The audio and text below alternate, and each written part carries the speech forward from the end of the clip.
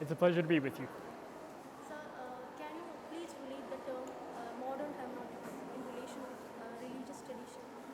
Well, hermeneutics and religious tradition have a very intimate connection. In fact, in the early modern era, hermeneutics was largely thought of as how do you interpret the Bible. With the Protestant Reformation, for example, it suddenly became a problem that everybody was able to. Connection with religious traditions. Religious tradition.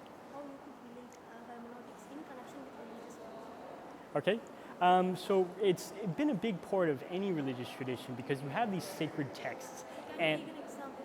sure, in the ancient, in Hindu tradition, for example, you have these Sanskrit Vedic texts, which to this day, Sir, can you explain it within the Bible? the Bible. Bible. Sure. So you have the problem of interpretation for the Bible all the way really in the beginning because the sacred texts were meant to be read as performances at the churches from the beginning. So the reason why the New Testament was in Koine Greek was precisely because the religious communities were in the Hellenistic regions of the Mediterranean. You had these communities in Egypt and modern-day Turkey, in Antioch, where there was a language of Koine Greek for the people because of the legacy of Alexander. And the texts were meant to be read at gatherings for these people rather than in some priestly language like Sanskrit would be for Hinduism, etc. Sir, is it applicable in India? I have less knowledge myself about maybe context in India, being from America and being somebody who is still Christian myself. I was certainly raised that way.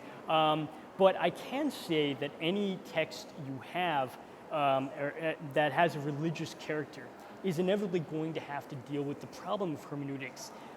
You might take the pathway of having this apparatus of scholarship and a priesthood around the interpretation of those texts.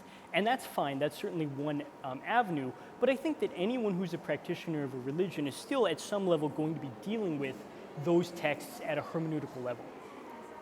Sir, what are the ideas you put forward against the book written by you that in the peak oil philosophy? What are the ideas you put forward against that? Okay, so peak oil philosophy is, in a certain sense, a problem of hermeneutics in itself because our expectations about how the world works are built on prejudices, hermeneutical prejudices, if you will, that are actually based on fossil fuels.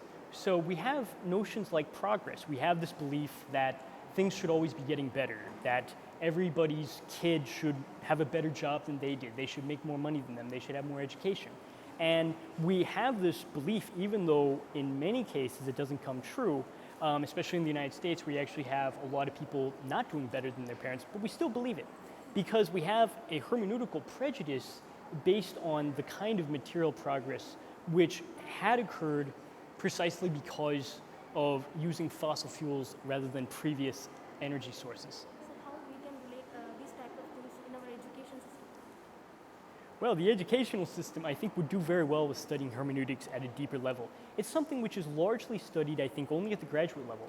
So hermeneutics, when I was in, say, college myself, was largely talked about only in maybe one class on Heidegger. I don't even think it's that common to read Gadamer in college, maybe in graduate school, and otherwise people don't deal with it. And I think that that's very unfortunate because I think everybody, regardless of their subject matter, would profit from thinking about these hermeneutical problems because in a certain sense we're always actually dealing with it. We're always experiencing the world, we're always communicating with language.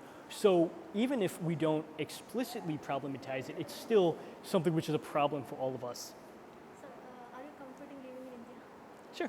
Sure.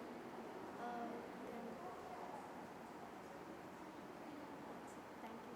Thank you. Thanks.